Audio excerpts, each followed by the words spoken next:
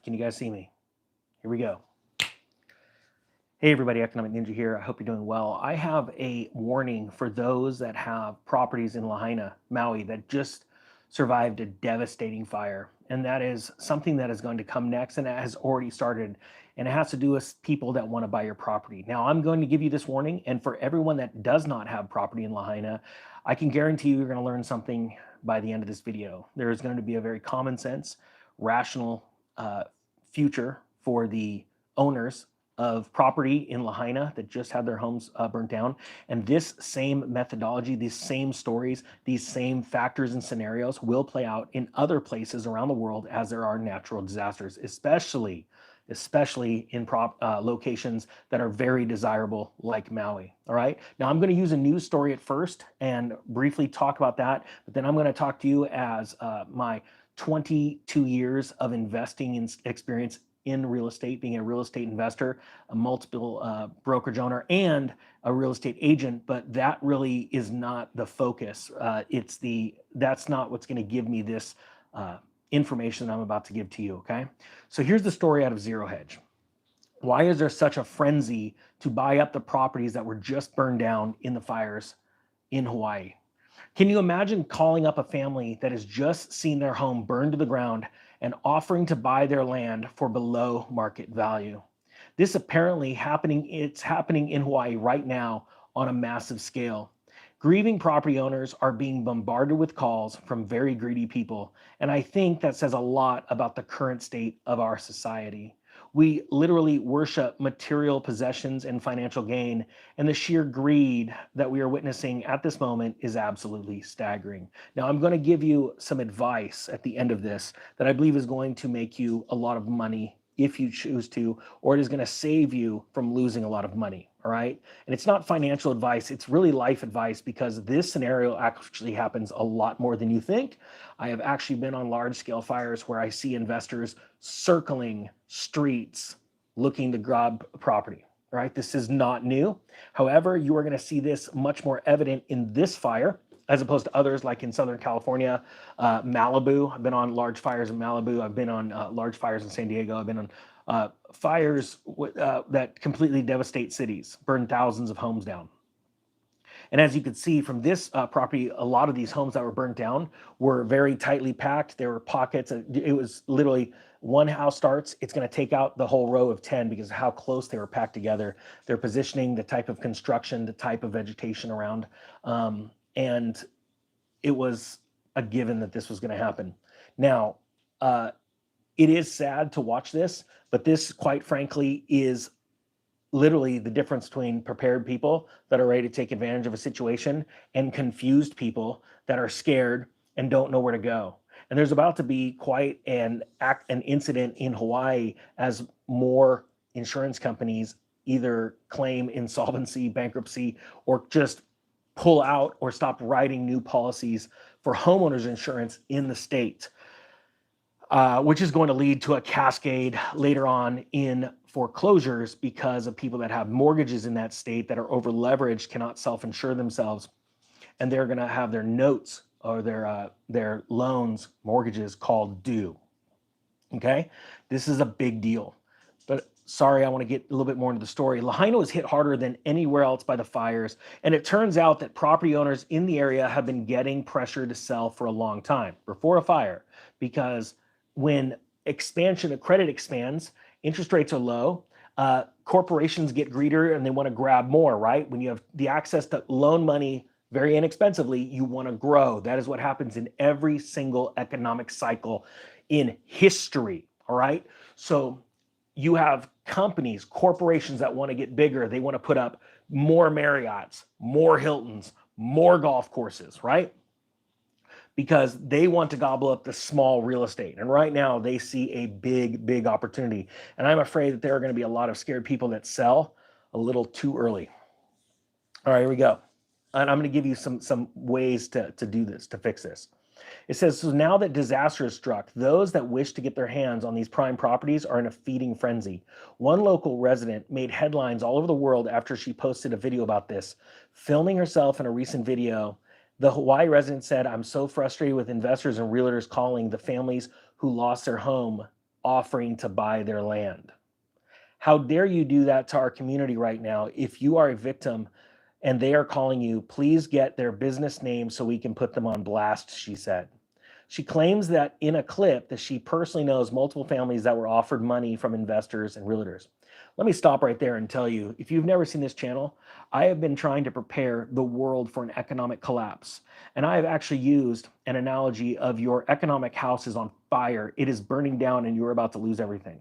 Now we are going to use this example. And as hard as it is to use the example of so many people in financial pain and ruin right now, people that lost their lives, I don't know a better way to wake the rest of you up that are living in a house that is not burned down yet, but many will lose them because you're about to lose their job in one of the greatest financial cycles in modern history. We are on a 100-year collapse cycle. We are in the fourth turning of the American economic system right now.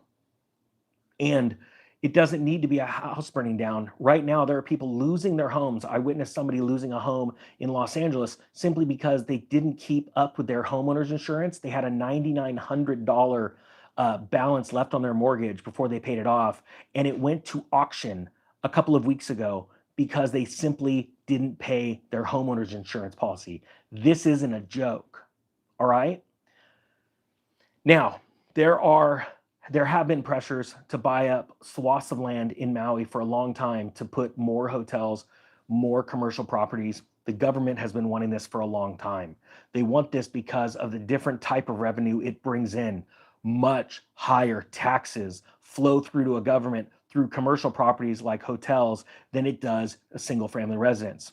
Here's the problem though. The reason why many of these hotel operators, these chains, these big companies that want to put in a golf course where you live have been unsuccessful is because they cannot buy enough property. They cannot find enough people willing to sell. And now this is their golden opportunity. And they always move in like this. This is what you need to do. If you're ever in a disaster zone, you need to immediately start talking to your neighbors. Say, are you planning on selling? Has anyone been calling you? Because I'm going to give you a story. Walt Disney, after he built Disneyland, showed major success, and he wanted to build a second one in Florida. But he knew, and so many of the investors knew, that if anyone knew that Disney was trying to recreate Disneyland now in Florida, that the real estate would be almost impossible to get. You would have people that would hold out, and you have people that would want 10 times as much. So what they did is they formed multiple shell corporations. They went out and they started all these corporations, and people went looking to buy real estate as themselves or as maybe a small mom and pop company. And nobody knew. Nobody knew what was going on. And they had a plan, a very well devised plan to buy up a bunch of marshland and normal land to own so much of that area for multi-decade expansion plans, including multiple hotels, even their own little cities around Disney World. Now, once they had acquired enough, the word got out because they were done and they had announced they were building Disney World. Instantaneously, almost overnight, all real estate increased tenfold. Anyone asking wanting to sell their property asked multiples after they found this out. Why? Because they knew the value in that. And so many people right now are scared. And this is probably the best analogy or example I can give you for getting ready for this economic collapse that is right here, right now in front of you, is using an environmental collapse. You know, fires start every day. Do you know that fire was actually started by one flame? One flame. That's it. What moved it was the wind, the velocity. And I want to think about this analogy, the velocity, the wind moving from the grass then to a bush. It's called ladder fuel for a reason. It goes from short grass to taller grass to a bush, then to trees, and then it ends up as a crown fire. That's how forest fires progress as they get bigger. And as the flames get larger and it gets hotter, the smoke preheats the fuel in front of it. Then the embers and the fire carry through the smoke. Topography also helps carry this, right? When they hit structures, if structures are poorly kept, they're tight in their orientation to the next structure, that those pockets of air between the structures get hotter and hotter, and the next house literally explodes into fire. It is very difficult to stop fires when they're moving structure to structure like that. I've literally watched a house go from light smoke to an explosion of fire. This is happening right now in the world of economics. And to the people that are being offered money, if you take the first offer, you're going to get screwed. I'm going to tell you that right now. You need to organize with your neighbors and say, we need to put together a block right now. We have this much property. Are people going to sell? You better find out who's going to sell and who's not. Because there's going to be some holdouts go, I ain't selling. But a corporation was able to buy up 10, 20 homes around you. And now they want to put a hotel. And the point is that you are going to literally, going to be in a moment where if you sell too quick and you don't think because you hadn't prepared, and that's really hard to hear. And my heart goes out to people all the time throughout my entire fire career that have not prepared. But in the end, we can only change so many people's minds. We can only help and get people ready. So many people are in the dark when it comes to an economic collapse, let alone a house fire. And every single structure fire I've ever been to, the one thing that was always resonating with the people that were affected was I never thought this would happen to me. Total shock.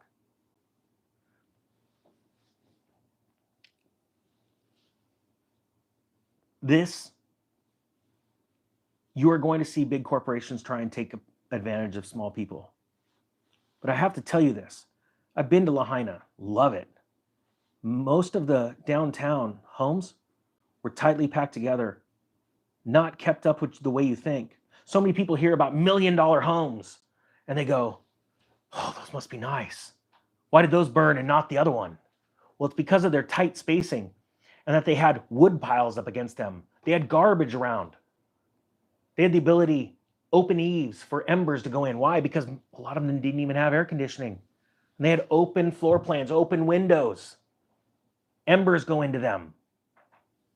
Expensive homes, big homes. They have air conditioning systems, security systems, solid pane glass, things that actually stop burning embers.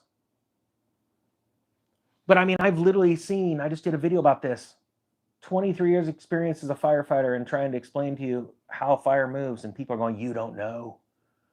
One person actually said, do you mean to tell me that all those boats in the harbor, the fire just went right across the water? I'm like, this is the type of mentality of people that things happen to.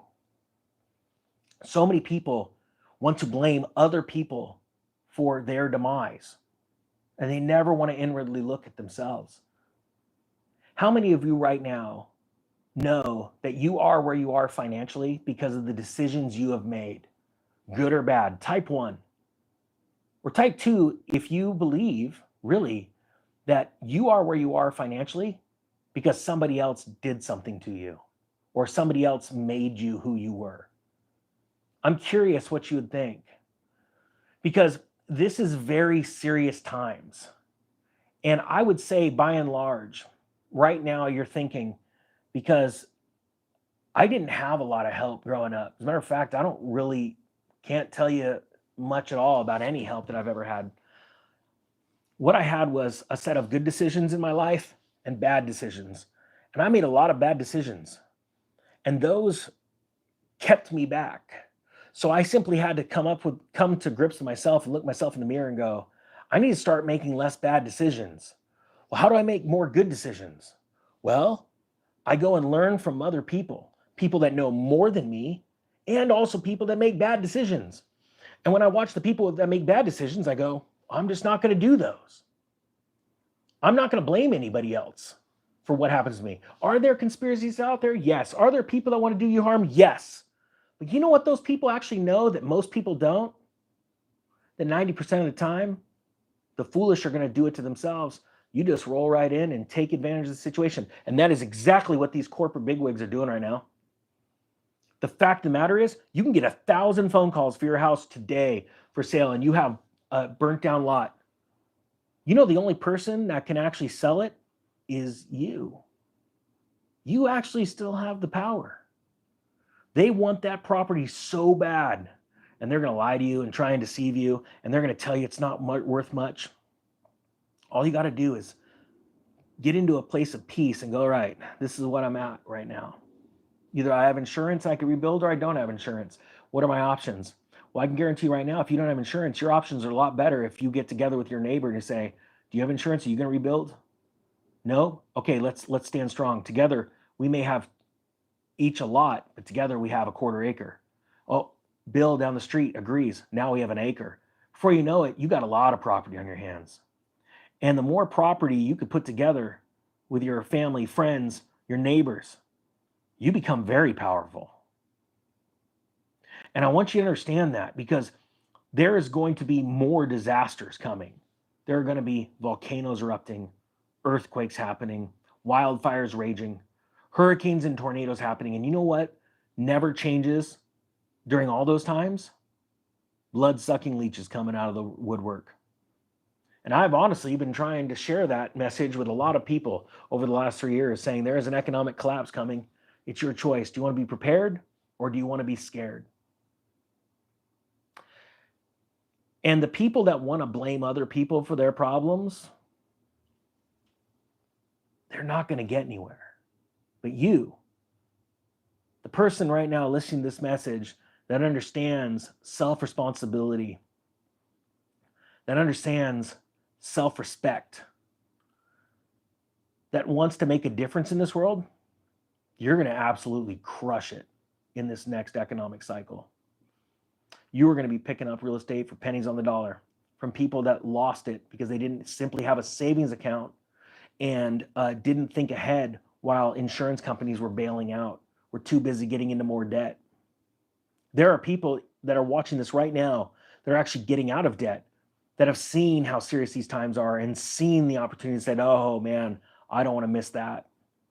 Because this channel came from a series of mistakes that I made during the 2008 crisis. Even when I sold all my homes in 06, I kept 3, and darn near those 3 almost took me out financially.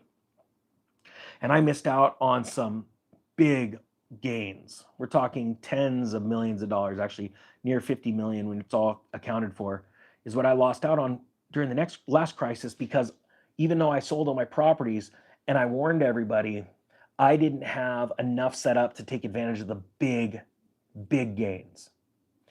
And that is my prayer and my hope for you, that we do this together. And yes, people are being pressured to sell their house. Remember, they're trying to divide and conquer right now. They're going to use every lie they've got to get you to sell your property. You need to get together with your neighbors. You need to hold strong. You need to get into a moment of peace and don't listen to their lies. Do not listen to their rhetoric. They're professionals. But remember this, it's your property. You have the power. It's up to you. And to everybody that learned something, even though they don't have a house right now that's been destroyed by fire, please put it down in the comment section, because I think there's a lot of people that don't even realize how much power they have from what they've done in their past, both the knowledge they've gained and the assets they've accumulated. No matter what form they're in right now, the more assets you have, the more say you have. Never forget that. Hope you got something out of this. The Economic Ninja is out.